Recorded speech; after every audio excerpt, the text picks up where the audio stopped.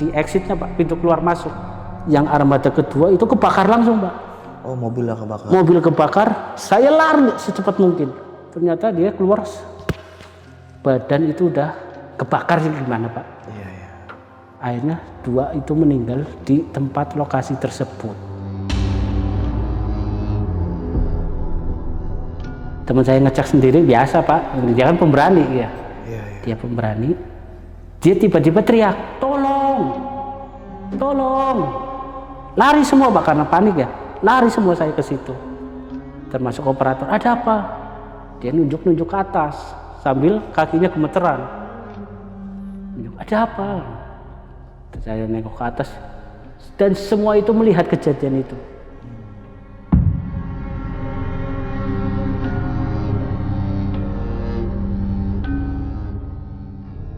Assalamualaikum warahmatullahi wabarakatuh. Balik lagi sama gua, Badru Kecil. Terima kasih buat teman-teman yang udah klik video ini. Semoga teman di rumah dalam keadaan sehat walafiat, dilapangkan rezekinya dan dimudahkan segala urusannya. Amin ya robbal alamin. Dan juga nih buat teman di rumah yang punya kisah pengalaman, jangan disimpan aja, langsung aja kirim kisahnya di nomor itu tuh. Kuy, kita merinding syahdu. Kali ini kita udah berhasil lagi nih buat menghadirkan salah satu narasumber yang pasti bakal berbagi kisah pengalaman horornya. Oke, langsung aja kita sapa tamu kita kali ini. Halo Bang, siapa namanya nih Bang? Nama saya Agung Pak. Bang Agung, tinggal di mana Bang Agung nih? Tinggal di Bekasi. Bekasi, asli Bekasi atau gimana nih? Enggak, saya asli Jawa Tengah. Oh, Jawa Tengah. Oke, dan kita terima kasih ya Bang Agung ya nyempetin waktunya nih. Sama-sama. Ini kejadian waktu di Jawa Tengah atau di Bekasi nih? Kejadian itu di daerah Brebes, Jawa Tengah. Oke, Brebes berarti ya. Oke, siap, tahan dulu Bang Agung. Siap. Oke, nggak usah lama-lama lagi, langsung aja kita merinding syahdu.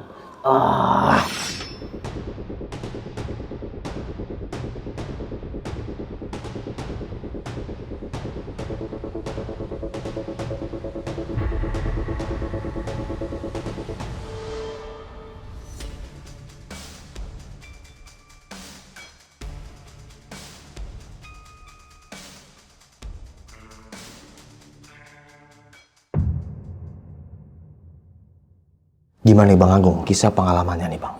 Ya, kisah pengalaman saya itu di tahun 2016 di saat saya kerja di urugan jalan tol Oke. di daerah Brebes.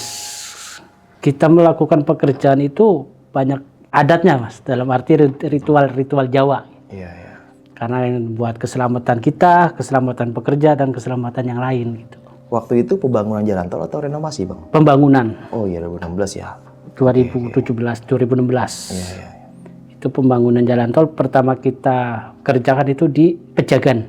Pertama kali kita kerja itu tim tidak ada permasalahan sama sekali.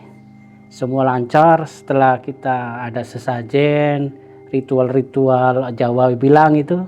Alhamdulillah kita selamat gitu loh. Sampai 9 bulan itu kita dipindah lokasi lagi. Iya, iya. Itu di daerah Banjaratma. Nah, di daerah Banjaratma itu awalnya itu kita kerja di jam 9 malam. Itu padahal kita pertama kali kerja Bang di lokasi Banjaratma itu. Itu di pabrik gula, yang sudah terbengkalai. Waktu itu Abang sama tim lagi ngebangun apa di situ? Urugan tanah. Oh, urugan tanah. Kita ngurukin tanah. Karena saya di situ jadi pelaksana, otomatis saya ngawasin armada yang bawa muatan material.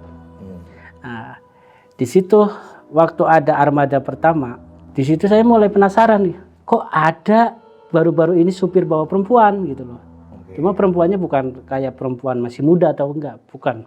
Itu kayak sosok ibu-ibuan. Nah, terus saya tanya kan karena dia setiap masuk kan itu pasti ngelewatin saya dulu. Iya. Saya tanya, itu kubikasi berapa? Harus diukur dulu gitu loh Bang. Nah, setelah tanya, ibu mau di mana? Nah, diem aja. Posisinya ada di mana dia? Dia di belakang truk, anehnya di situ loh. Oh, di belakang truk. Ibu jangan di belakang, saya bilang ibu jangan di belakang. Nanti takutnya sopir nggak kelihatan gitu loh. Diem aja. Terus saya tanya kan ke sopir, Pak izin Pak, itu di belakang Bapak bawa perempuan? Enggak Pak, itu siapa? Akhirnya sopir tersebut turun. Terus sama saya itu, nah kok nggak ada? Nah di situ mulai saya panik kan gitu. Ada Pak tadi bawa anak satu. Demi Allah Pak, saya nggak bawa perempuan karena kan kalau saya kan perempuan nggak bisa masuk ya. Iya, iya. Di situ akhirnya saya sama teman yang jaga tuh, bro tadi lihat ada nggak? Ada perempuan yang di sini nggak? Ada, saya lihat.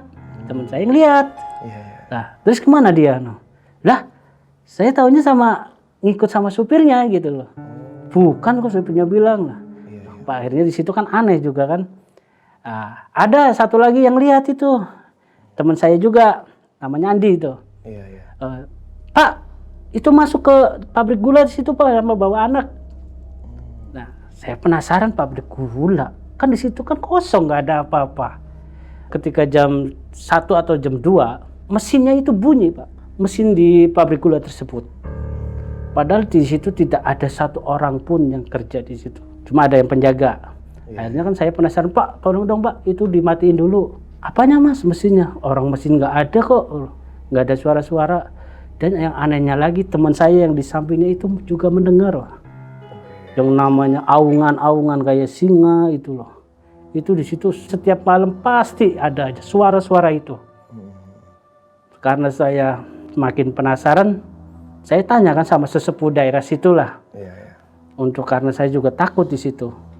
Saya tanya sama sesepuh tersebut, Pak, di sini itu gimana ya?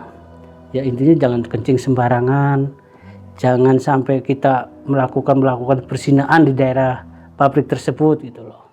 Karena kita pembangunan pertama itu pabrik gula tersebut tidak bisa dibongkar.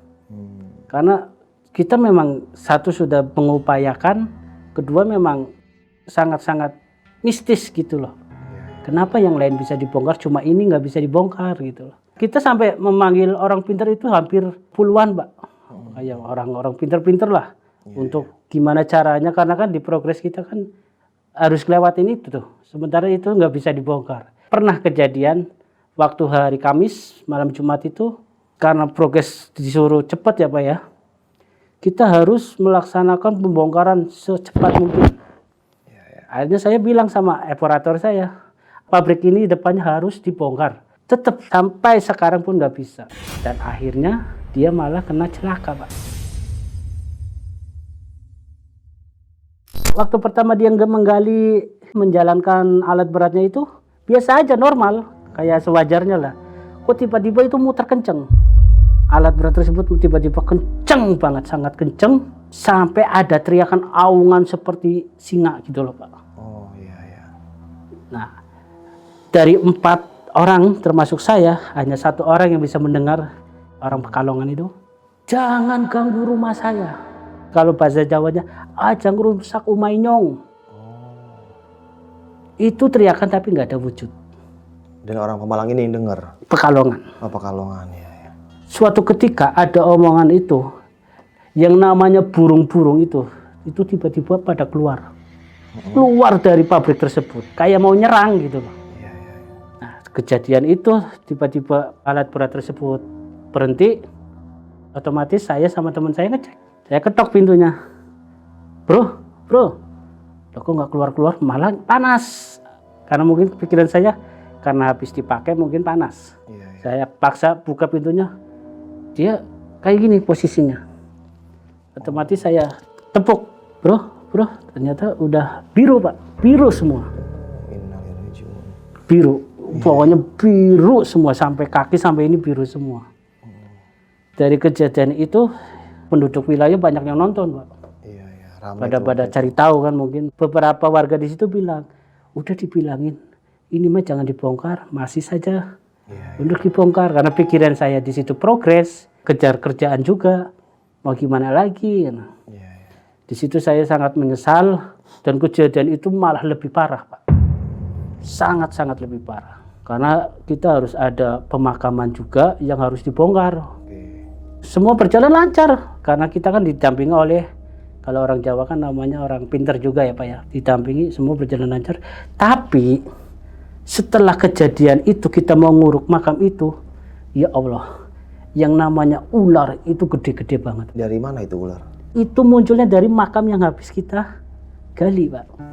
Nah, kata warga di situ juga, dia bilang, Mas, ini ada satu rumah dan ada satu makam yang nggak boleh dipindahkan, karena itu memang sudah dari dahulu di situ.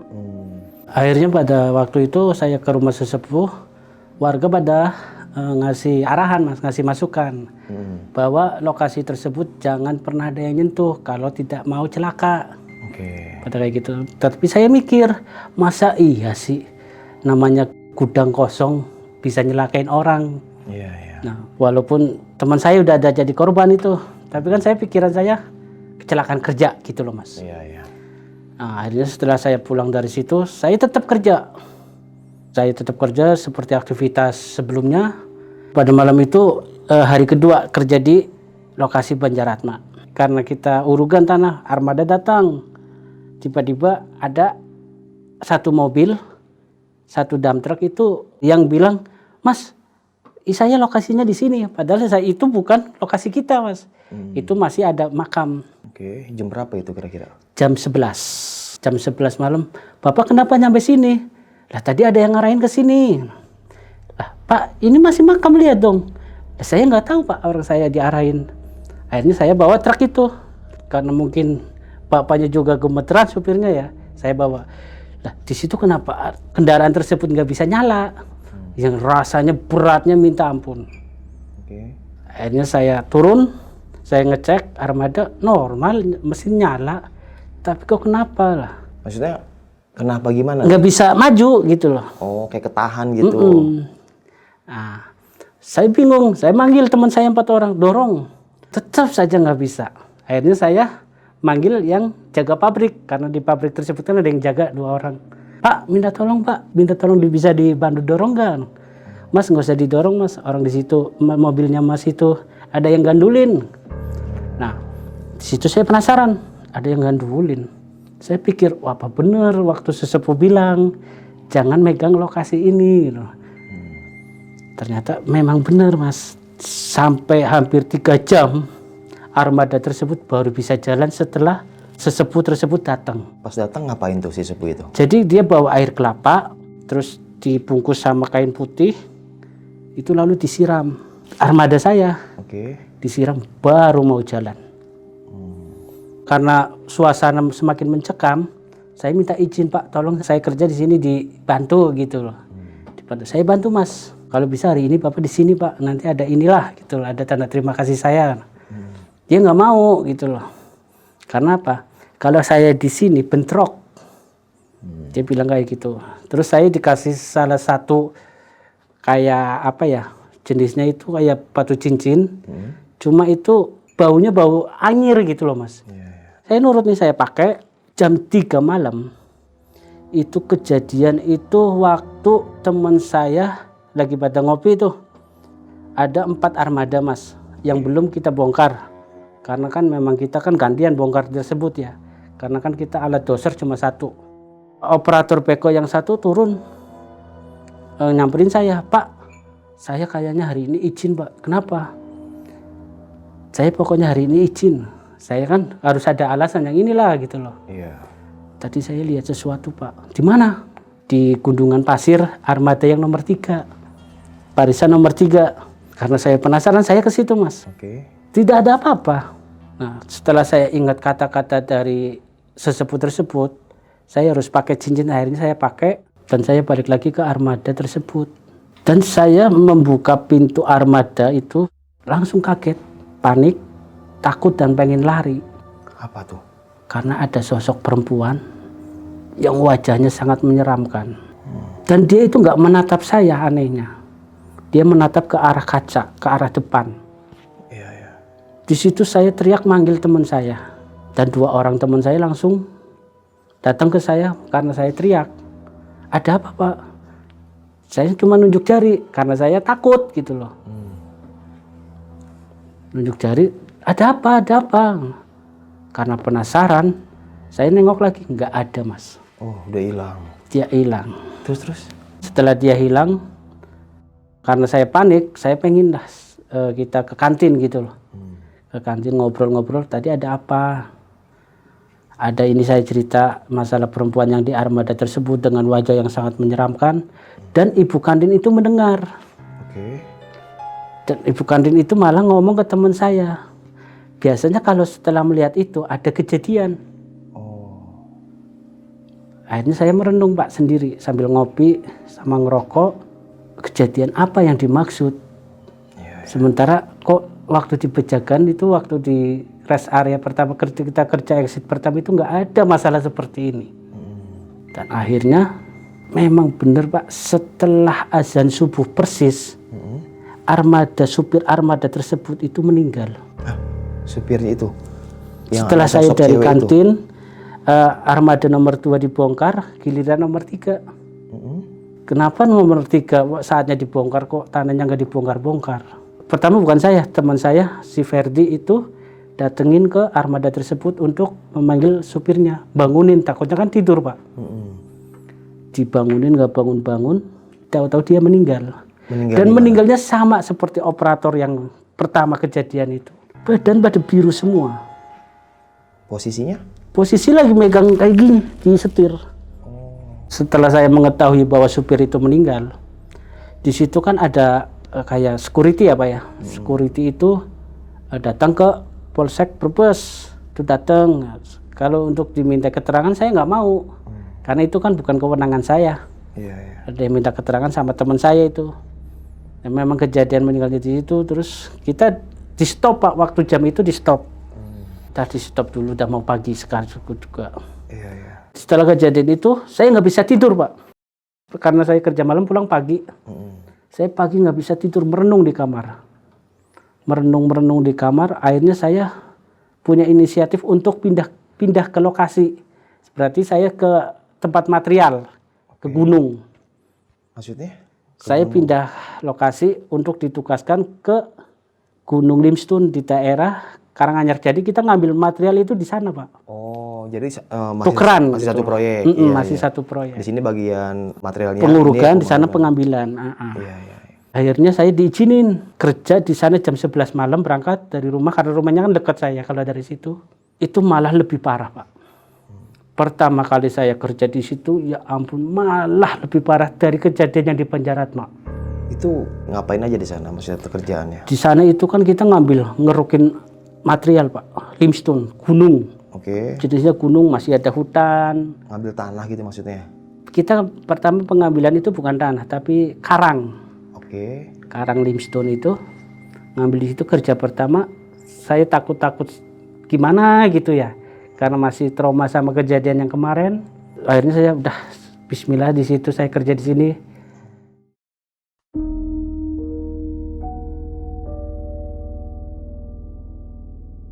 Pada jam 1 malam saya ngecek kerja, ngeliatin para operator bekerja untuk ngangkutin material ke dam truk. Saya ngeliatin nggak ada masalah. Jam 1 lebih 10 menit itu yang namanya teriakan, sampai supir alat berat, operator itu pada keluar semua. Itu di atas gunung yang saya gali itu ada api, bola api. Bola apinya itu pertama kecil Pak, kecil, besar, tambah jadi besar. Karena kalau di tempat pengambilan material di situ rame, karena dekat warga, dekat para petani juga. Karena kan di sana itu petani memang banyak, kalau jam malam-malam juga di situ pada jagain semangka atau jagain sawah gitu. Mas, kabur, disuruh menjauh gitu loh. Karena saya di situ sebagai pelaksana, saya suruh berhenti semua, operator saya matiin semua. Saya liatin api itu sampai padam gitu loh. Ternyata nggak bisa padam, cuma dia langsung ke belakang, kayak di belakang gunung tersebut. Jadi posisinya itu di atas gunung yang kita lagi gali. Itu persis di atasnya. Itu dari kecil jadi besar. Itu kejadian itu lama, hampir 1 jam lah. Jadi setelah kejadian penampakan api udah nggak ada, otomatis saya kerja lagi Pak. Kerja lagi kan untuk mengisi antrian dam truk. Normal kan nggak ada masalah, udah nggak ada apa. Pas jam 3 itu di sebelah kanan alat berat, pertama awalnya itu ada suara Pak, kayak suara kayak gitulah. Nah tiba-tiba operator itu teriak bahwa yang dicangkul itu ular bukan limestone gitu loh. Teriak, posisi ularnya masih di itunya bekok lah. Pada lihat semua, supir-supir juga lihat. Operator lari. Yang namanya ular tersebut itu sangat besar Pak. Waktu itu sepersis kayak pohon jati lah, warnanya coklat. Akhirnya setelah saya inisiatif, saya panggil Pak RT. Saya panggil Pak RT itu menjelang pagi jam 3 lebih lah. Pak RT datang, terus dia bawa apa saya nggak tahu lah.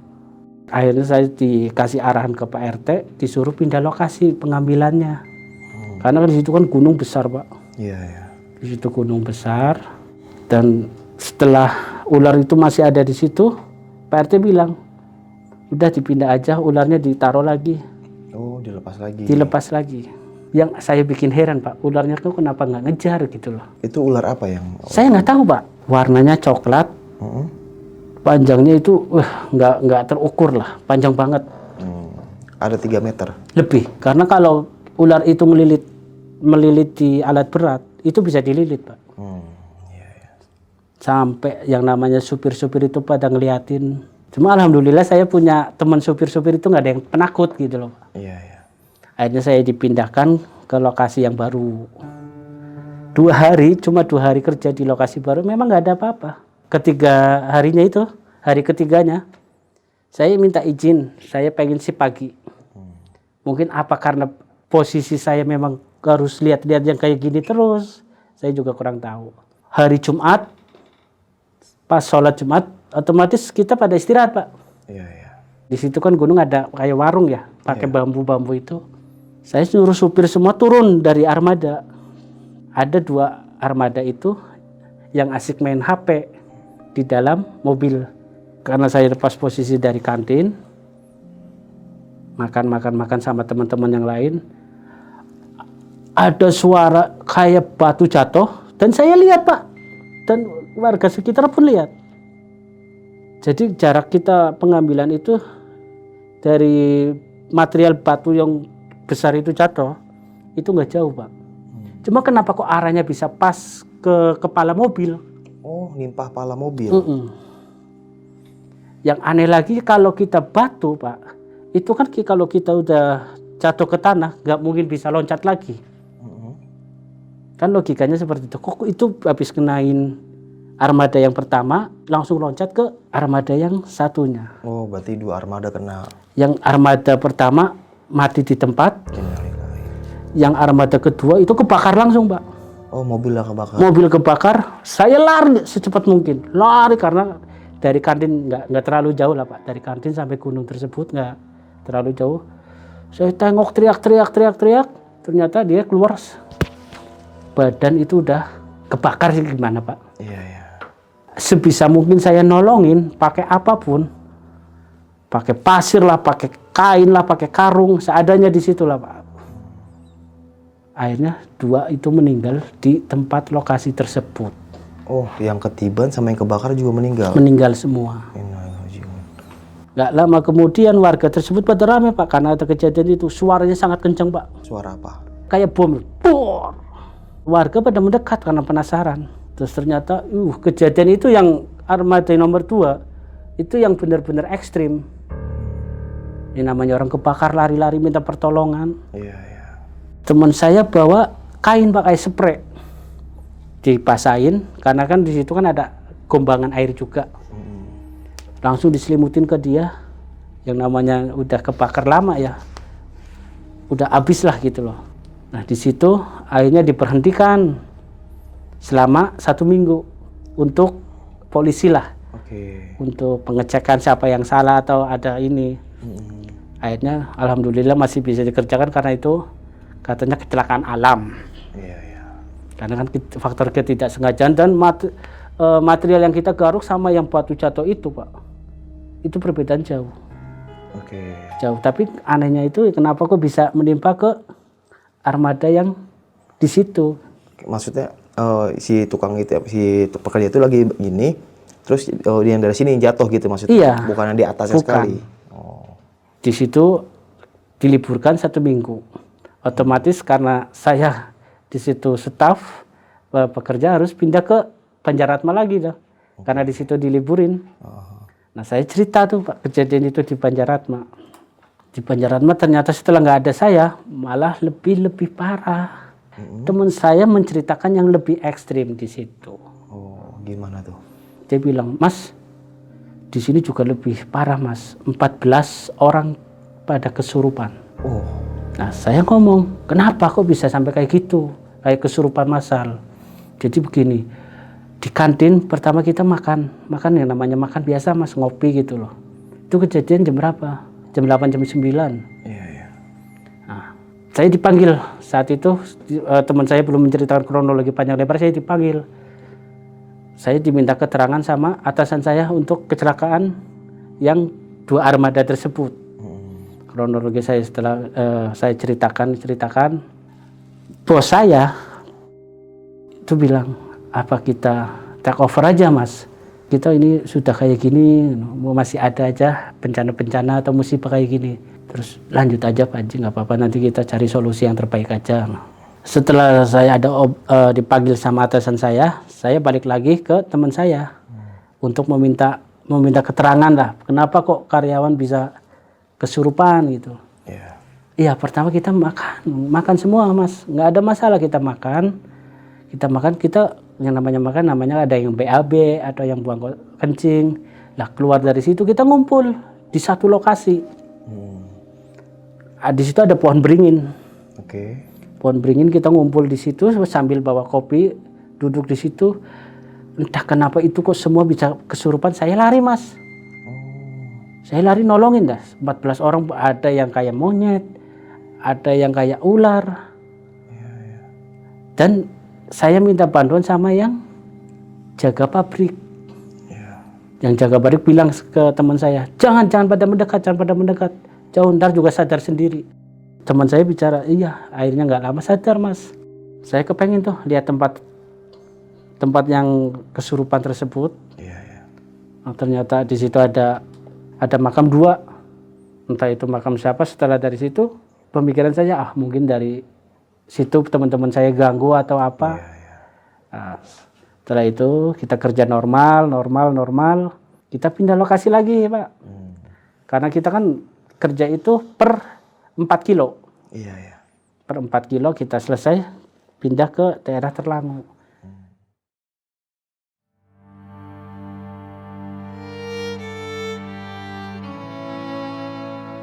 Di daerah Terlangu itu kita mau urukan pertama itu kan kita harus benar-benar ratakan Pak. Nah kebetulan di situ ada makam Pak, kuburan umum lah, makam umum yang benar-benar harus dipindahkan. Dihajar juga ya makam. Dihajar.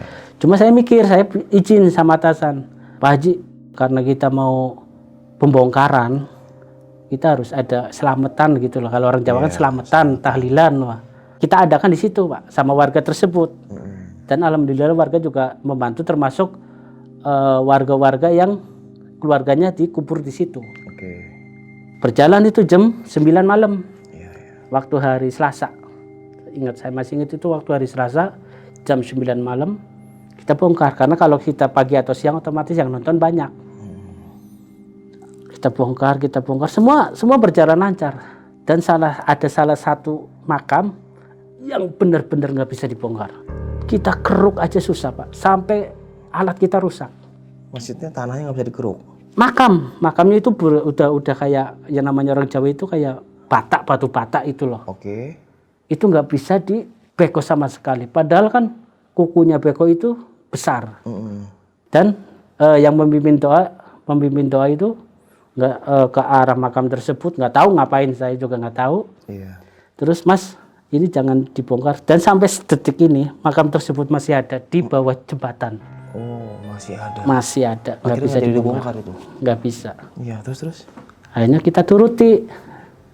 Kita bikin laporan, lihat schedule gambar, dan masih bisa untuk dilalui. Kita akhirnya bikin kayak flyover kecil gitu loh. Nah, kejadian tersebut, kalau untuk di daerah yang ketiga itu, season ketiga, di daerah Terlangu itu kita tidak ada masalah. Setelah 1 minggu saya di situ, saya kembali lagi ke gunung.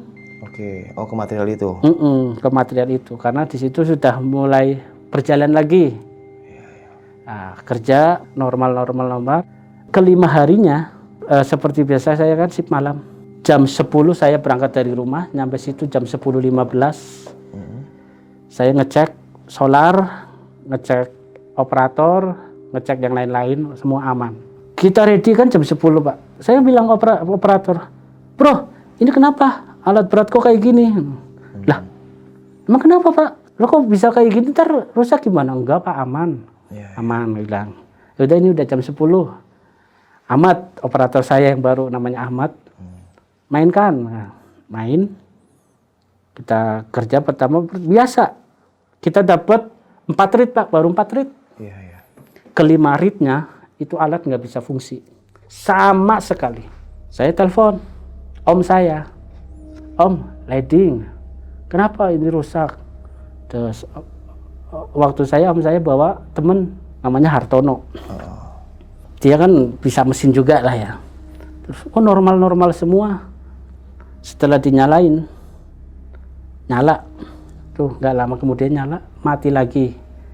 Nyala, mati lagi. Akhirnya kita istirahat, nggak jadi ini kelima ritnya kita istirahat dulu. Kita mikir. Dah kita manggil orang pinter. Kata teman saya tuh, kita panggil, dia datang ke alat berat. Itu ada sosok pocong lagi di cangkulan bekonya Pak. Itu lagi duduk semua, nggak ada yang berdiri, duduk. Yang anehnya lagi, batin saya bilang, hati saya, dia orang pinter kok kenapa malah kalah. Gitu loh. Entah itu disengaja atau enggak, saya nggak tahu Pak. Dia lagi megang alat berat saya, baru nempel Pak, langsung mental. Oh, yang orang pintar itu langsung mental. Ditolonglah sama teman saya. Nah, saya telepon sama sesepuh yang di Banjaratma Pak. Pak, izin ini bla bla bla. Mas, cari air kelapa. Saya siram, nyala Mas. Apanya nyala? Mesinnya, cuma saya siram air kelapa. Akhirnya saya nggak pengen cari tahu tentang itu, saya kerja lagi. Kita kerja jam 1, kita mulai ready lagi. Sampai jam 4 itu kita sedang biasa melakukan penggarukan material untuk dimasukin ke dam. Setelah kejadian Bapak mental itu, kita kan melakukan aktivitas kerja 4 jam Pak, sampai jam 4. Itu salah satu teman saya sama supir lagi kencing. Setelah kencing itu baru ada suara teriak-teriakan. Anak kecil pada teriak, pada ketawa. Pokoknya berbagai macam teriakan lah. Dari mana tuh dengarnya asalnya? Karena kan kita di gunung itu kan satu lokasi apa ya? Kita dikelilingi sama suara itu. Oh, dari dalam hutan itu. Dan kita yang mendengar itu hampir semua yang ada di situ. Nggak lama itu diam, 2 orang kesurupan di situ. Yang satu nari-nari, yang satu kayak pencak silat. Karena orang pintar masih ada di situ, dia suruh iniin. Saya udah panik lah. Udah Pak, tolongin itu yang kesurupan. Ada interaksi apa waktu itu di situ? Ada interaksi itu waktu saya interaksi yang lagi pencak silat. Katanya ya, ojo ganggu umaku, yen ora gelem ya awakmu tak pateni. Apa tuh artinya? Jangan ganggu rumah saya kalau kamu nggak pengen mati. Gila. Si orang pintar tersebut membacakan ritual apa, bacaan apa yang saya nggak tahu itu. Dan nggak lama kemudian lah, hampir 30 menit sadar. Setelah sadar, saya penasaran. Saya ngomong sama supir yang kesurupan. Nah, Pak, emang tadi ada apa? Ada bayangan hitam itu deketin ke saya. Tiba-tiba saya kayak gini. Oh, bayangan itu kayak gitu. Ya akhirnya jam 5 kita off. Karena sudah ada kejadian kayak gitu, kita off. Saya beres-beres, ngecek-ngecek semuanya. Saya langsung ke rumah orang pintar tersebut. Apa yang harus saya lakukan? Oh, orang yang ngobatin kesurupan tadi? Iya, yang kesurupan tadi. Saya bilang, Mbah, orangnya kan udah sepuh ya, udah tua banget. Apa yang saya harus lakukan untuk besok saya kerja? Ya harus ada ritual-ritual lagi atau inilah. Ritual kan sudah kemarin, kambing, gitu.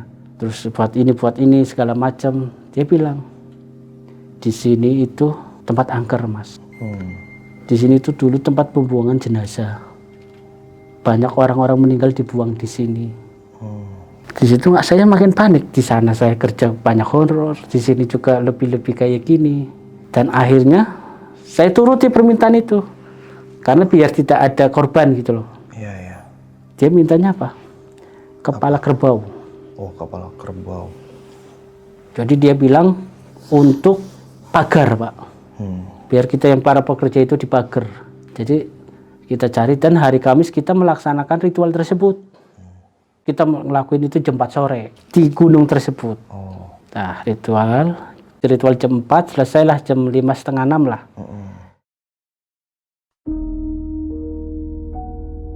Setelah ritual tersebut, kerja hari pertama, kedua, ketiga, keempat itu kita aman. Tidak ada gangguan, tidak ada suara. Pokoknya aman lah. Tapi hari kelimanya itu, seperti biasa jam 10 kita ready, itu mulai lagi ada gangguan lah. Kayak alat mati, terus banyak supir-supir yang pada ngeluh. Ngeluh apa nih? Ngeluhnya ya itulah namanya supir badan pada sakit. Nah, ada ibu-ibu jualan kopi, nawarin kopi, kita ngopi dulu seperti biasalah. Ngopi. Yang saya aneh, ibu itu kok kenapa cerita tentang kejadian aneh-aneh di sini. Oke. Saya masih ingat kejadian itu jam 10.15 kita istirahat. Kita ngobrol-ngobrol sama ibu yang penjual kopi. Ibu-ibu bilang, Mas tahu nggak? Kene iki tempatnya orang umum. Mas, di sini tuh tempatnya nggak umum. Iya, iya. Ya nggak umumnya gimana, Bu? Ya, Mas pengen tahu kejadian yang kecelakaan kemarin yang supir Mas itu meninggal? Itu karena penunggu sini. Iya, saya tahu, udah gitu aja. Setelah ibu ngomong tersebut, Pak, suara mulai yang namanya ketawa, aungan itu langsung muncul, sampai yang penjual itu langsung lari. Langsung kabur? Langsung kabur. Oh, itu suaranya dari mana nih? Dari alat berat. Oh, gila seremnya. Ternyata setelah saya cek sama teman saya 4 orang ke alat berat tersebut, itu ada tombak, Pak. Dan tombaknya itu masih ada sama orang pinter yang sekarang masih hidup. Kenapa bisa muncul tombak tuh? Maksudnya gimana? Saya juga kurang tahu. Saya ngecek aungan tersebut dari alat berat tersebut, takutnya ada orang atau orang ketindihan atau apa. Ngecek, ternyata kok tiba-tiba saya tarik sama 2 orang, teman saya tarik, itu jenisnya tombak. Jadi di sini panjang, di sini kecil 2. Iya, iya. Setelah tombak itu dicabut, itu keluar air sedikit. Airnya jernih banget. Iya, iya. Waktu saya ngambil tombak itu, saya taruh ke mobil tempat mobil kantor saya, terus dibawa ke orang pintar sama teman saya. Dan ternyata itu penunggu situ. Kodam katanya, kodam. Kata orang pintar itu kodam penunggu orang situ. Oh, tombak itu kayak hodamnya. Oke, terus? Setelah kejadian tombak tersebut kita ambil dan teman saya bawa ke orang pintar. Jam 2-nya itu ada kayak lindu, gempa. Saya merasakan dan teman-teman yang lain merasakan. Iya, iya. Karena kita mungkin kejadian karena dekat gunung, itu hal yang udah biasa gitu. Iya, iya. Setelah ada lindu, kita mulai kerja lagi. Kita kerja lagi seperti biasa, mengeruk material, diangkut ke atas dam. Pokoknya kita kerja itu normal. Berarti habis ngeruk itu langsung ke ngurukan yang jalan tol itu kan? Prosesnya kayak gitu? Prosesnya kayak gitu. Oh, berarti ngambil tanahnya dari situ tuh? Dari situ. Iya, iya. Nah, dari situ semua normal, lancar. Di jam 4-nya itu ada suara yang benar-benar histeris, teriakan histeris. Dan ada sosok penampakan yang wujudnya itu nyata. Wujud orang, tapi itu kita tinggi, Pak. Kita lihat ke atas itu nggak ada ujungnya. Itu yang pertama lihat itu bukan saya, tapi operator. Oke. Nah, operator kan taunya itu pohon, Pak, karena yang namanya hutan kan banyak pohon. Nah, di situ dia kira pohon, ternyata apa? Ternyata ada sosok itu. Akhirnya alat berat itu begini, Pak, kejadiannya. Nggak bisa ngeruk. Oh. Gitu. Setelah salah taunya dia itu pohon gitu. Laporan ke saya, Pak, izin operator mati mesinnya gitu. Otomatis teman saya ngecek sendiri, biasa, Pak. Dia kan pemberani ya. Iya, iya. Dia pemberani. Dia tiba-tiba teriak, tolong, tolong. Lari semua Pak, karena panik ya. Lari semua saya ke situ.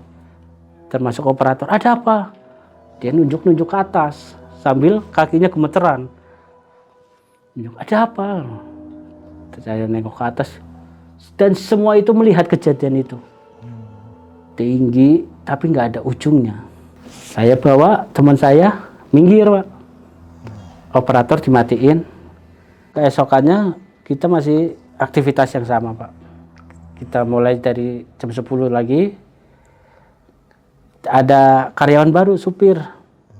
Orang Semarang. Oke. Namanya Pak Sugeng.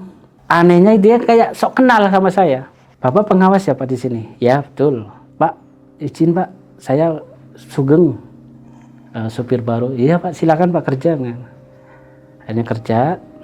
Giliran di armada dia yang mau dimuat, mau diisi, dia bilang ke saya, Bapak hati-hati Pak, Bapak hati-hati. 2 kali dia ngomong kayak gitu.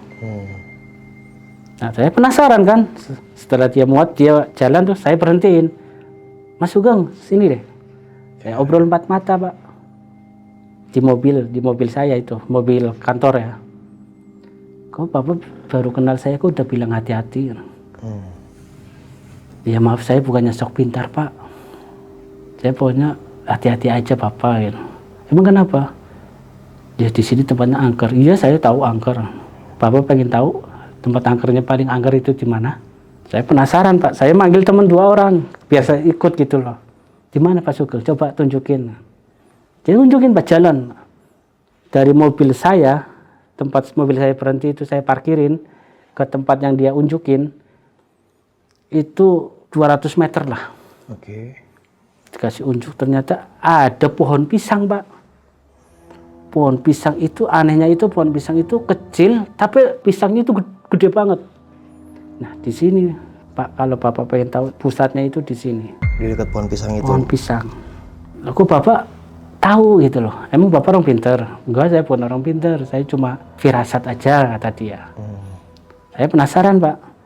Saya bilang ke teman saya, bro, coba bro kamu duduk sini.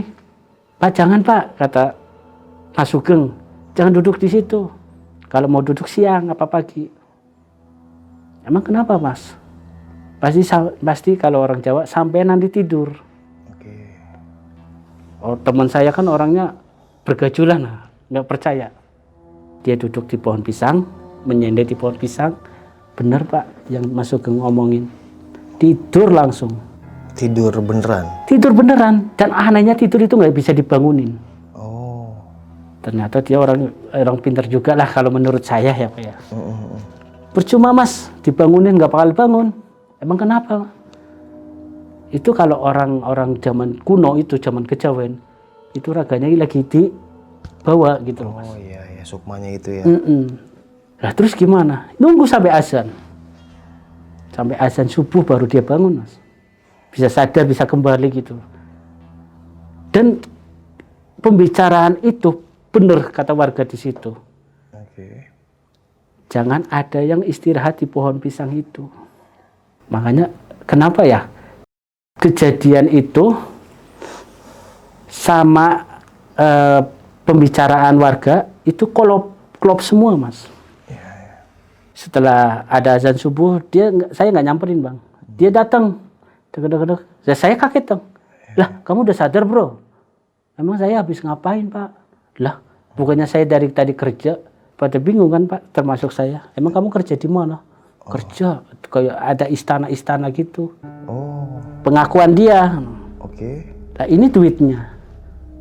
Duit apa orang daun kok duit? Emang kamu kerja sama siapa? Saya tanya kayak gitu, kon kerja karo siapa? Nah, ya aku kerja Pak, pokoknya kerja. Nah kata Mas Sugeng, dah biarin gak usah diajak ngobrol. Akhirnya habis subuh itu, azan subuh, kita seperti biasa kita ngobrol di kantin. Ya seperti biasa ibu kantin itu bilang, udah dibilangin jangan ke situ Mas. Setelah ibu itu ngomong dan kejadiannya memang fakta. Jadi maksudnya dia tidur situ, terus Sukma atau ini dibawa. Dibawa. Kata Mas Sugeng. Tapi masuk sendiri atau masuk gimana? Masuk sendiri, nggak ada yang iniin. Oke. Terus pengakuannya kayak gitu aja? Pengakuannya, dan herannya lagi Mas, kaosnya itu kita kotor. Kaos siapa? Kaos teman saya. Kotor banget, kayak habis kuli bangunan, kayak gimana sih kotornya. Iya, iya, iya. Kamu kok tidur kayak gini? Saya nggak tidur, saya kerja kok. Iya, iya. Nah, Mas Sugeng datang. Mas, si Peri tidur nggak Mas? Iya, kamu tidur itu dari jam 2. Enggak Mas, orang saya itu kerja di sana. Dia masih ngotot Pak, nggak terima kalau dia tidur, nggak terima. Dia ngotot. Iya, iya. Ya karena biar tidak ada penasaran, ya udahlah kita abaikan itu gitu. Iya. Karena saya juga nggak pengen teman-teman saya yang kerja di situ juga punya kepanikan yang sama. Nah, di situ kita lama Pak, kita seperti benar-benar ketakutan, benar-benar gimana ya Pak, orang kita kerja takut otomatis nggak berani sendiri, apa-apa nggak berani sendiri. Iya, iya, iya. Gitu. Ditambah lagi dengan cerita-cerita warga setempat. Warga setempat cerita apa waktu itu? Pokoknya ada masalah kalau gunung ini diambil atau digaruk gitu loh. Oh, iya, iya. Gitu. Mungkin karena disakralkan kali tempat itu. Mungkin Pak. Karena di situ kan benar-benar kayak hutan ya, hutan alami gitu loh. Iya, iya. Kejadian itu pun tidak berselang lama dengan kecelakaan PT lain Pak. Karena di situ kan kita kan kerja ada 2 PT. Di situ ada korban juga. Apa tuh selanjutnya? Longsor. Oh, longsor. Longsor. Jadi itu armada itu ketimbun Pak. Cuma jaraknya itu agak jauh. Hampir 1 kilo lah dari tempat saya. Iya, iya. Dan satu owner, satu sama kita pengiriman itu. Kejadian itu benar-benar dirasakan bukan cuma tim saya. Tim yang lain juga merasakan. Dan akhirnya saya penasaran Pak. Oke. Saya bilang sama PT lain atau rekan kerja yang lain, Mas, saya mau cerita nih. Kejadian aneh apa aja yang Mas pernah ini? Supir saya baru kemarin meninggal ya. Pekerja yang lain bilang, pengawas yang lain lah. Lah meninggalnya kenapa Mas? Kecelakaan kok. Di mana? Jadi barang. Oh, bawa material, bawa. Lah kenapa? Nggak tahu, orang jalanan sepi. Kita kan kalau jam 10 kerja itu kan jalanan sepi. Kenapa kecelakaan tunggal lah? Ya, mungkin sama Mas. Kalau saya udah hampir 4 Mas. Pertama di Banjaratma 2, di sini 2. Lah kenapa Mas? Ya biasalah. Iya Mas kerja. Akhirnya kita kan sambil sharing-sharing. Nah. Iya, tangan kerja ya. Saya tetap mengeluh dengan apa yang sudah saya alami sama yang saya obrolin itu. Loh Mas, kok ceritanya sama ya Mas? Kejadiannya juga sama, saya juga nemu tombak. Nemu tombak juga. Dan dia tombaknya enggak di ini Mas. Kalau dia tombaknya itu masih di mobilnya dia. Saya, coba dong Mas, lihat dong. Penasaran dan saya coba lihat. Lah, kok sama ya? Nah, saya nyuruh teman saya suruh ngambil tombak ke orang pinter yang kita titipkan, kita taruh di situ. Kita ambil, tuh Mas. Gak lama kemudian teman saya datang, tuh Mas sama kan? Setelah tongkat itu disamakan, ternyata sama, muncul cahaya. Muncul cahaya tersebut, dah, kok bisa begini? Teman saya juga bilang, kok begini ya? Apa ini satu pasang atau gimana? Pemikiran saya gitu. Ada energinya mungkin ya. Dan ketika teman saya bilang, dah terus gimana ini? Ya udah, kita bawa lagi ke orang pinter.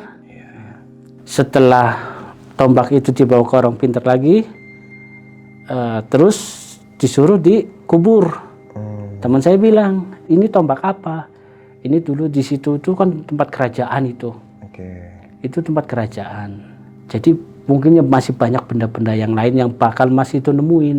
Oh, peninggalan zaman peninggalan. dulu mungkin. Ya. Dan memang benar Pak, tanpa sepengetahuan saya, banyak supir-supir yang mendapatkan benda-benda aneh. Pas ngeruk gitu. Pas ngeruk, entah itu supir juga gitu loh. Tapi di situ banyak yang model keris-keris Pak. Iya.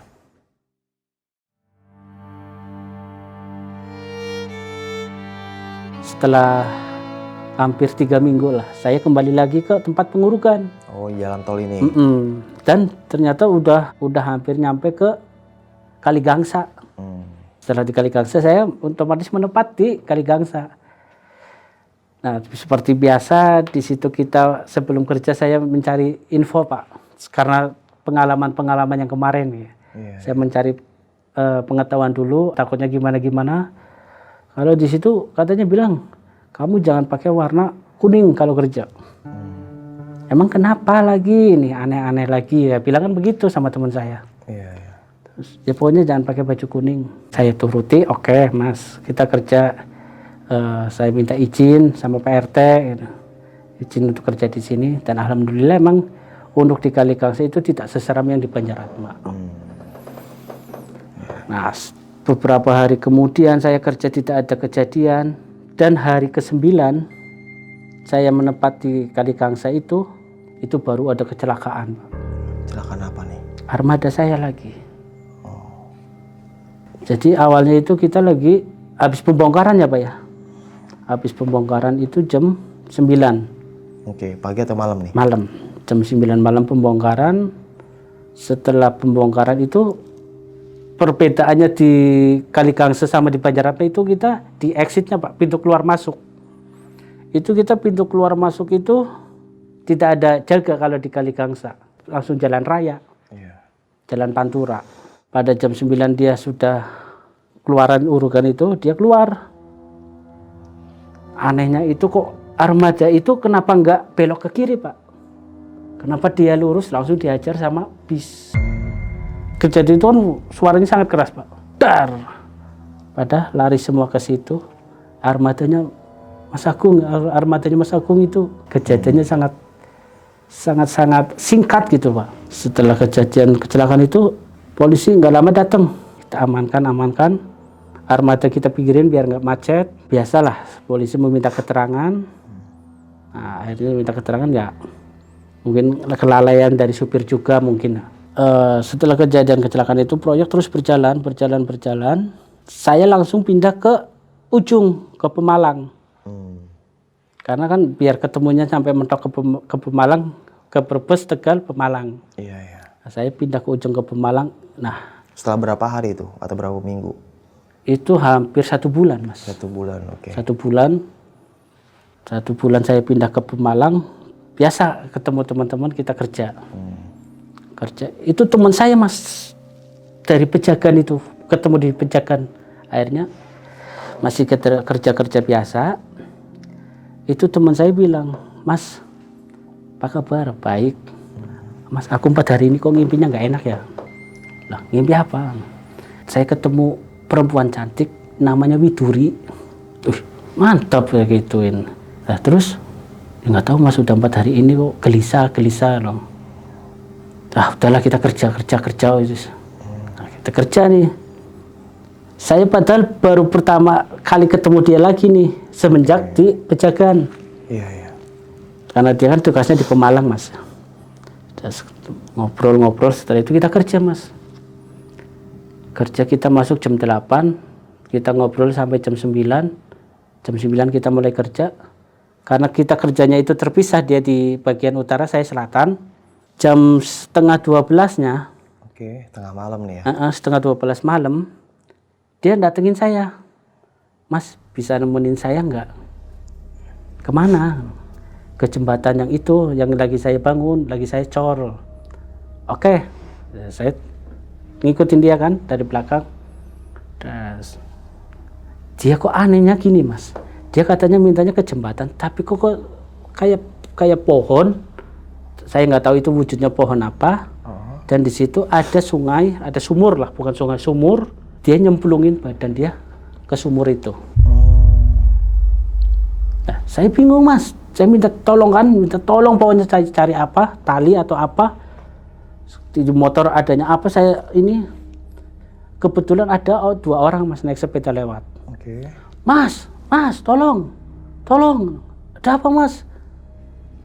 Itu Mas, teman saya masuk. Dia cari buat penerangan itu, dia sampai lompat karena dia tahu mungkin dia penduduk di situ. Setelah dia nyebur, nggak ada Mas, ada Pak, ada. Tadi teman saya bareng saya ke sini, saya lihat sendiri Pak, sama mata saya lihat. Nggak ada Mas. Terus coba Mas, kata yang saya minta tolongin, coba Mas istighfar. Nah, saya istighfar, astagfirullahaladzim. Lah, Ya, saya juga nggak sadar Pak, kenapa saya ada di situ. Oh, gila. Jadi kayak dibawa gitu ya? Betul. Terus. Nah, Bapak dia bilang, udah Mas istighfar, udah pulang aja, balik lagi. Nah, saya balik lagi, ada teman saya lagi makan mie. Oh. Yang minta nganter saya itu. Dan saya langsung kan penasaran. Iya. Mas, sampean sih dari mana? Mas, kamu dari mana? Ya, saya biasa Mas, kerja. Lah, bukannya jadi kamu minta tolong sama saya, suruh minta antar ke jembatan yang kamu cor. Orang jembatan belum dicor, kata dia. Oh, gila seremnya. Bener sampean dari sini? Iya, kalau nggak percaya tanya tuh. Sama yang lain, emang bener. Di situ saya bingung, saya panik, saya kalut ya. Akhirnya udahlah, saya pulang gitu loh. Saya pulang untuk istirahat. Saya di situ nggak berangkat Mas hari itu, setelah kejadian itu. Oh, nggak kerja maksudnya? Nggak kerja. Saya 1 hari libur. Setelah libur saya berangkat aktivitas lagi. Ketemu sama teman saya lagi. Yang mana nih? Yang tadi, yang kemarin waktu anterin ke sumur itu. Yang minta kanterin sumur itu. Oke. Nah, kita ngobrol, Mas, aku kok mimpinya masih kayak gitu aja. Dia cerita duluan. Cerita mimpi apa lagi? Ya itu, perempuan cantik itu. Udah lah, nggak usah pas-pas kayak gitu. Dan di situ benar-benar kisah yang bikin saya nyerah, Mas. Oke, kenapa tuh? Jadi teman saya itu kan bagian ngecor ya, Mas ya. Kurang lebih jam 11 itu ada pengecoran datang, Mas. Pengecoran datang, entah itu kesalahan teknis atau kesalahan apa, tiba-tiba teman saya itu kena coran. Ketiban coran. Ketiban coran. Ya, otomatis saya teriak-teriak. Saya padahal tuh udah teriak sekencang mungkin. Tapi katanya nggak ada yang dengar. Gitu. Dan masih bisa tertolong gitu loh, Mas. Masih bisa tertolong. Mungkin karena bekas semenan, mungkin pada kulitnya pada ini ya, Mas ya. Iya, melotok kali ya. Saya teriak-teriak, Bapak, saya nyalin ke supirnya. Bapak diteriakin itu ada orang kok, kenapa nggak diem aja sih? Lah, saya nggak tahu, Mas. Nah, di situ dibawa ke rumah sakit. Yang obrolan biasa, Mas. Dia ngobrol lagi, saya habis ngobrol sama perempuan cantik yang di mimpi saya. Oh, iya. Nah, terus pimen bro, terus gimana bro? Ya dia suka sama saya. Ya pokoknya saya mau ikut dia. Jangan ngomong kayak gitu, saya bilang kayak gitu. Iya. Nah, setelah saya jenguk bawa dia ke rumah sakit, saya pulang, besoknya saya jenguk. Yang bikin saya nangis, Mas. Dia udah nggak ada. Oh, meninggal. Pas Bapak jenguk selanjutnya dia udah meninggal. Gila, emang proyek emang berat ya pekerjaannya ya. Di situ saya benar-benar ngedon. Benar-benar putus asa, benar-benar lelah, benar-benar capek. Iya. Gitu. Ditambah pekerjaan masih banyak. Iya. Saya mau resign gimana gitu. Setelah kejadian teman saya meninggal, besoknya dibawa ke rumahnya karena dia teman dekat ya, Mas ya. Saya ngikut, Mas. Oke, ke Pemalang berarti. Ternyata apa, Mas? Di kontrakan dia setelah diselidiki itu banyak benda, Mas. Apa itu penemuan dari lokasi atau apa saya nggak tahu. Itu kayak jenisnya itu kayak selendang. Iya. Warnanya hijau ke muda lah. Anehnya lagi itu ukurannya sama semua, Mas. Karena kan yang bawain kayak pakaian saya bawain pulang kan saya. Iya. Nah, di situ saya benar-benar putus asa gitu loh. Benar-benar udah capek. Mau gimana coba lah. Setelah kejadian itu teman saya sudah dibawa ke rumahnya. Saya pulang istirahat. Saya langsung laporan sama atasan saya. Apa tuh? Pak, gimana kalau kita untuk liburkan 1 minggu? Jangan, Mas, kita lagi dikejar kok. Ya mungkin karena atasan jarang ke lapangan. Dia pokoknya nggak mau lah, libur sehari pun kita nggak mau gitu loh. Akhirnya saya konsultasi sama Mas Harjo yang ada di material. Mas, gimana no? Gimana apanya? Kita libur atau gimana no? Kita sudah benar-benar kayak kewalahan ngadepin ini semua. Jangan, Mas, kita baru berapa sesi gitu. Tapi saya udah benar-benar lelah. Nah, terus Pak Daroto, temannya Mas Harjo, bilang, "Dah gampang, nanti saya yang handle." Ya udah, nanti sampai nemenin saya terus, Mas. Nah, saya kerja itu udah benar-benar keinget teman saya, Mas. Iya. Sampai kapanpun, sampai sekarang ini saya masih inget. Gitu loh. Nah, yang bikin saya penasaran itu ngimpinya dia. Oh, yang ketemu Widuri itu. Widuri itu. Nah, setelah saya telusuri, oh ternyata di situ itu ada yang namanya Pantai Widuri di daerah Pemalang. Iya. Gila, serem amat ya. Setelah teman saya meninggal, saya laporan atasan untuk untuk minta libur 1 minggu dan tidak diizinkan. Otomatis saya mulai kerja lagi. Iya. Dan terakhir saya benar-benar minta resign itu benar-benar yang namanya wujud Ganaspati itu ada, Pak. Ganaspati atau Banaspati? Banaspati. Oh, Banaspati. Itu benar-benar nampakin ya, bahwa di jalan ini tidak akan lancar. Walaupun jadi tidak akan lancar, Pak. Maksudnya gimana nih kok nggak lancar? Ya, jalannya itu berlombang. Oke. Gitu. Banaspati itu, ya ampun, yang namanya wujud seperti api itu.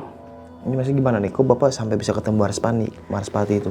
Jadi saya mau minta libur nggak boleh, sama atasan saya minta cuti seminggu nggak boleh, otomatis saya kerja lagi. Saya kerja seperti biasa karena saya kerjanya di bagian urukan, pengecekan seperti biasa, Pak, jalan gitu. Nah, saya diem itu tiba-tiba 10 menit, Pak. 10 menit sebelah kiri saya itu lagi pada nguruk semua, lagi pada aktivitas biasa lah, pengurukan. Pas saya lagi diem itu ada sosok cahaya yang pertama kecil jadi besar lagi. Otomatis saya teriak, Pak, "Woi, apaan itu? Supir-supir pada datengin, "Ganaspati!" Saya ditarik, Pak. Itu Ganaspati. Teman-teman saya pada nyemplung pada masuk ke sawah, Pak. Masuk Pak ke sawah. Saya mah udah benar-benar kejadian. Setelah kejadian Ganaspati itu, saya ditarik langsung dibawa ke kantin. Cuma saya bilang sama ibu kantin, "Bu, kok di sini kayak gini ya?" "Dia, Mas, itu Mas sering. Sering, untung Mas nggak kena. Emang kalau kena gimana? Apes," katanya. Iya. Nah, setelah dari kantin, saya langsung ke tempat mobil saya, Pak. Baru berapa langkah kaki saya, itu ada nenek-nenek. Oke. Nenek-nenek bawa tongkat warna putih, pakai jilbabnya putih. "Mau kemana, Dek?" "Arep mendi, Dek?" "Mau pulang, Mbak." "Mau pulang, ya hati-hati ya." Nah, setelah saya jalan masuk mobil, lah nenek-neneknya kemana? Oh, hilang. Nah, saya diem kan, nggak berani pulang, Pak. Karena saya sendiri pulang bawa mobil lagi. Akhirnya saya inisiatif nggak pulang tapi ke atasan, ke tempat kerjaan. Iya. Saya langsung, "Pak, ini mobil, saya mau resign, Pak." Oh, langsung resign. Gila. Nah, ini Pak Agung. Tadi kan Bapak kan sempet nih, Pak, ya, dikasih nih sebuah cincin itu ya sama orang yang ya paranormal sana lah, bisa dibilang gitu, orang pintar sana. Itu cincinnya sekarang masih ada, Pak, atau udah dibuang atau dibalikin lagi? Masih ada di kampung, Pak, di rumah. Oh, masih Bapak simpen? Masih Bapak saya simpan. Itu cincin kayak gimana, Pak, cincinnya? Jadi dia warnanya itu coklat tapi ada kayak bintik-bintik pasir gitu loh, Pak. Kayak cincin pernikahan atau batu akik? Batu akik. Oh, batu akik. Batu akik. Iya. Batu akik itu kayak warnanya coklat, masih sampai sekarang masih saya simpen di rumah. Terus fungsinya cincin itu maksudnya buat apa tuh waktu itu? Katanya buat menghindari dari celaka lah, dari musibah yang kejadian karena kerja kayak saya kerja proyek ya, Mas. Takut ada kejadian apa gitu. Sampai sekarang saya masih simpen itu buat kenang-kenangan lah. Iya. Itu seperti itu. Dan kan waktu itu kan Bapak kan proses pembangunan jalan tol itu ya. Waktu itu kan pasti dari awal nih pengurukan gitu ya, di kayak sawah-sawah kena tuh, hutan-hutan juga, mungkin gunung juga kena kali ya, bukit diratain. Nah kan sempet tadi ada makam yang nggak bisa tuh diangkat ya, bisa dibilang ya, sampai akhirnya dibikin kayak jembatan. Nah itu waktu bongkar makamnya itu masih ada tulang-tulang nggak sih Pak? Yang berhasil keangkat gitu? Ada. Untuk pembongkaran itu kan kita disaksikan sama warga, sama keluarga yang almarhum itu. Ada beberapa yang masih ada wujud gitu loh Pak. Masih mungkin meninggal baru atau gimana. Ada yang menjadi sudah tulang belulang. Dan tulangnya kan ada bagiannya sendiri Pak. Ini tuh kuburan ini ada untuk pengumpulan tulang-tulangnya, kita kumpulin ke kain kafan yang baru. Gitu. Kita kumpulin, ada tugasnya masing-masing lah. Dan untuk kejadian itu memang nggak ada horor, cuma ada satu makam yang benar-benar nggak bisa dipindahkan. Itu aja tuh yang benar-benar kayak beda tuh makam. Kalau tahu itu makam siapa? Warga sekitar atau? Warga sekitar pun nggak tahu Pak itu. Makam tua mungkin. Warga sekitar nggak ada yang tahu sosok kisah dahulunya itu makam siapa, itu nggak ada yang tahu. Dan sampai sekarang mungkin kalau Bapak atau Mas itu arah Tegal atau arah Pemalang itu adanya di sebelah kiri. Waduh, bingung sebelah mana tuh ya, boy itu lah ya. Itu. Nah, kan saya juga sempet nih ya, beberapa kali lah kalau ketika dari Jawa mampir di rest area pabrik gula gitu ya. Jadi waktu itu pabrik itu benar-benar kosong ya Pak ya, sebelum pabrik di rest itu area. Sudah tidak berfungsi Mas. Sudah lama terbengkalai gitu loh. Terbengkalainya pabrik tersebut juga bukan karena bangkrut Mas. Karena apa? Karena kesurupan massal itu karyawan. Pada waktu itu, terus mesin nyala sendiri. Terus korban terakhir itu waktu itu kan ada selentingan lah. Itu ada karyawan yang tergiling. Di pabrik itu ya. Akhirnya di nonaktifkan. Emang vibes-nya itu mantap banget sih, vibes-nya itu. Ketika malam dia mampir di rest area itu mantep lah auranya. Syahdu lah gitu. Cuman banyak nyamuk di sana tuh. Malam-malam aduh gitu kan. Ngerokok ngopi sambil nyamuk mulu gitu. Dan setelah saya resign itu Mas. Gimana tuh? Proyek itu saya resign nggak lama, proyek udah setelah mau lebaran ya harus dikejar tuh. Nah, yang tempat saya gali itu menjadi danau.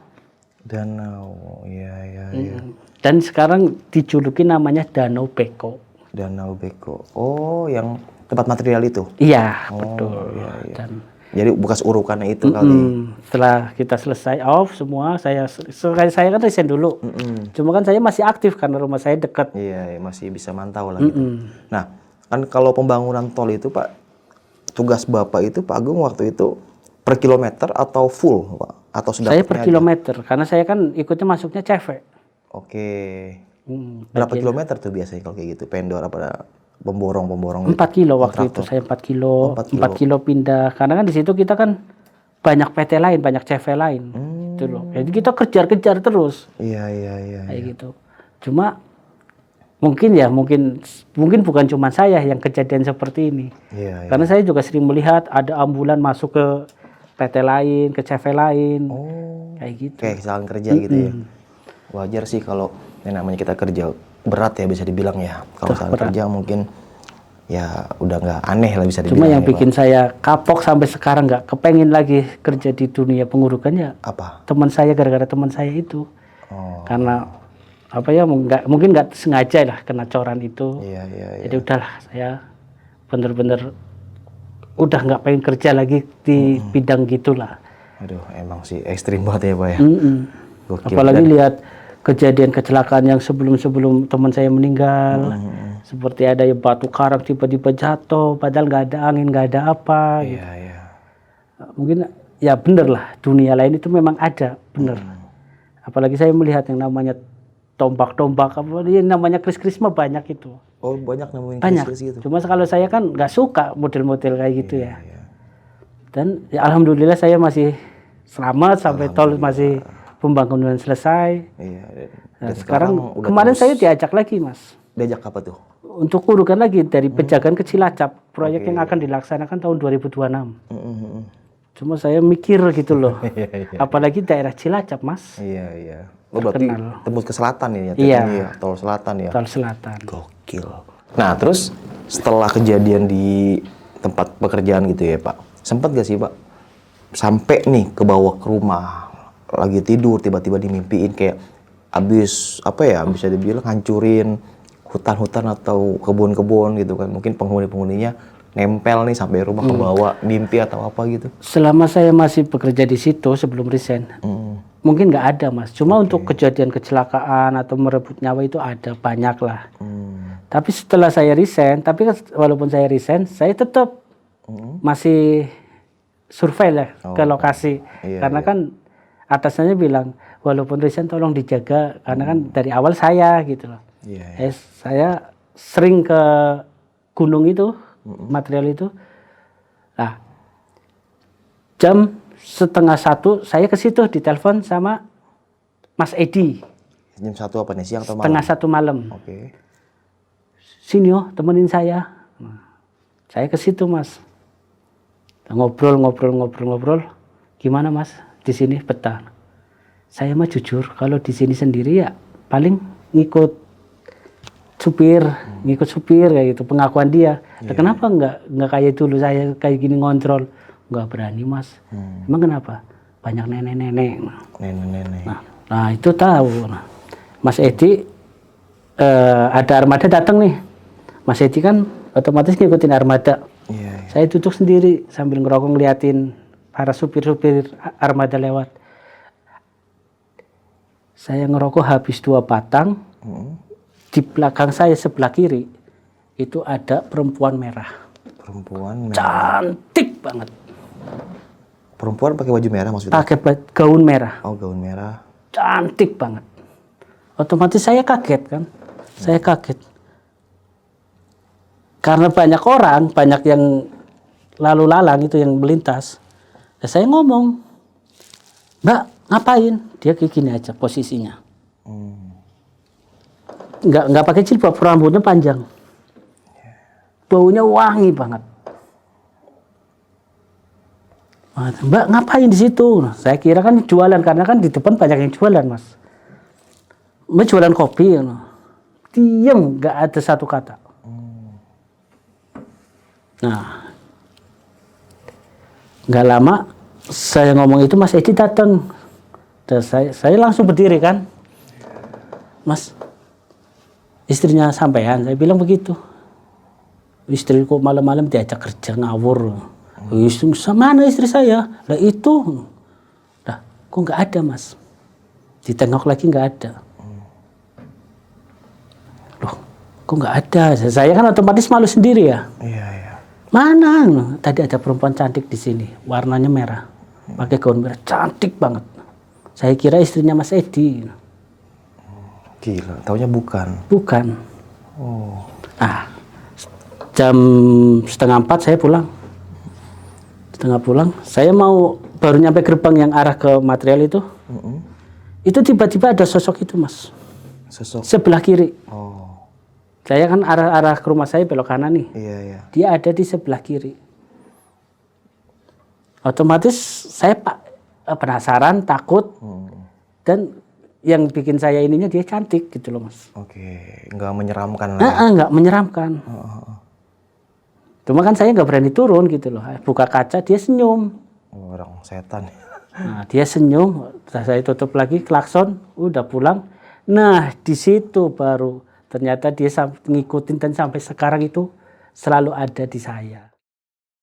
Oke, mungkin cukup sekali sob kisah pengalaman yang bersama Pak Agung ini. Bisa kita ambil segi positifnya, buang jauh-jauh negatifnya.